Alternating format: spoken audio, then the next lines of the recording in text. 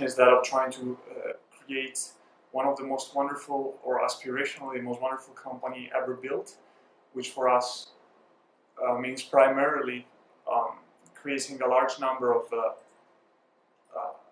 great jobs that really help people be more satisfied with themselves, improve themselves to the highest level of their potential.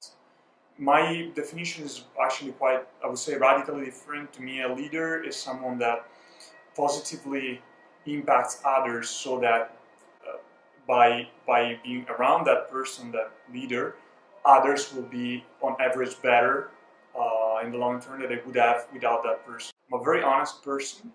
I've made it a point in my life ever since I was a teenager to never lie.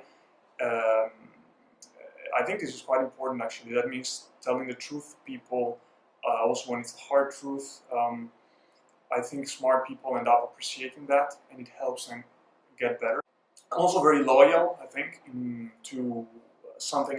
Once I commit myself to something, to people, or a mission, I'm very loyal to. Because of the way I define it, I believe in leadership by example. Like what you are, what you do, your actions are positive on others. And so I guess I'm a hard worker. Some people might find inspiration in that. As a teammate, and therefore as a leader, is that I'm very demanding of myself and others, which I think is a good thing mostly. However, there are times where I'm unreasonable and I get negative.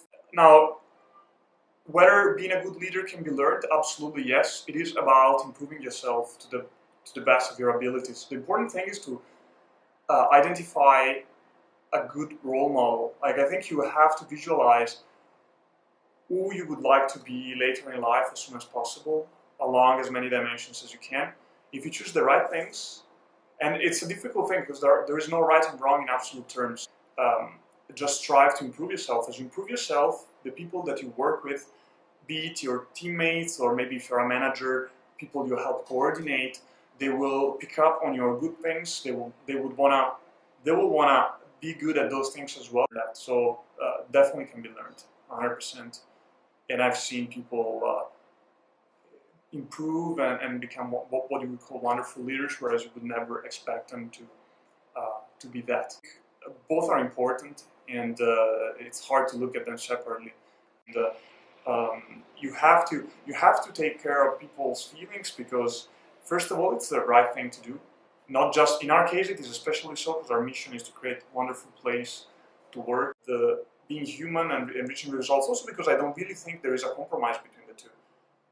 There is this mistaken concept where you either push people hard and you treat them like dogs and tell them, come on, work harder, and then you will get results, or you're nice but you'll fail. Whereas I really think it's almost the opposite. Treat others like you want to be treated. When I think about getting the best out of people, and I try to think of cases where I saw people achieve extraordinary things, I would say that I cannot name one single instance of greatness achieved because of rewards. Not a single one. It's meant as, if you do this, you get that. I'm not really a big fan of. I think they make relationships sour. Punishments are even worse. I think it's ridiculous to think anyone will be motivated by being punished in any way. I believe it's not so important to be the one having the ideas, but you definitely want to be the one putting the people you help coordinate in the best position to succeed. You want to be the one feeding their confidence when they're down and helping them when they're struggling. I think I really believe in servant management.